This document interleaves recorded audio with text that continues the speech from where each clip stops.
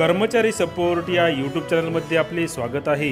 राज्य कर्मचाऱ्यांना सुधारित राष्ट्रीय पेन्शन योजना, तर कर्मचाऱ्यांकडून जुनी पेन्शनचा आग्रह, अन्यथा वोट फॉर पेन्शनचा नारा।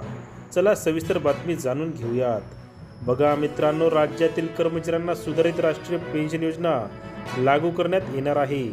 याबाबत सध्या सुरू असलेल्या अधिवेशनामध्ये घोषणा केली जाण्याची शक्यता आहे, परंतु सदर सुधारित राष्ट्रीय पेन्शन योजनेला देखील कर्मचाऱ्यांकडून विरोध दर्शवण्यात येत आहे। तर राज्यातील कर्मचाऱ्यांकडून पुन्हा जुनी पेन्शन योजनेची मागणी करण्यात येत आहे। सुधारित पेन्शन योजनेमध्ये देखील जुनी पेन्शन प्रमाणे लाभ लागू होणार नसल्याची भीती कर्मचाऱ्यांमध्ये आहे, कारण सुधारित राष्ट्रीय पेन्शन योजनेमध्ये फक्त जुनी पेन्शन प्रमाणे शेवटच्या वेतनाच्या 50% रक्कम पेन्शन म्हणून अदा करता यावी याची तरतूद केली आहे। तर सदर सुधारित राष्ट्रीय पेन्शन योजनामध्ये जुनी पेन्शन प्रमाणे सर्व लाभ जसेच्या तसे लागू करण्यात आलेले नाही। त्यामुळे कर्मचाऱ्यांकडून सदर सुधारित राष्ट्रीय पेन्शन योजनेला विरोध केला जात आहे।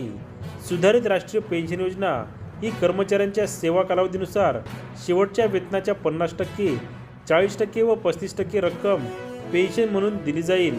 त्याचबरोबर जुनी पेन्शन योजनेमध्ये कर्मचाऱ्यांना भविष्य निर्वाह निधी योजना लागू आहे। सदर योजना सुधारित राष्ट्रीय पेन्शन योजनामध्ये लागू नाही। त्याचबरोबर सुधारित राष्ट्रीय पेन्शन योजनामध्ये पेन्शन वृद्धीची तरतूद नसणार आहे।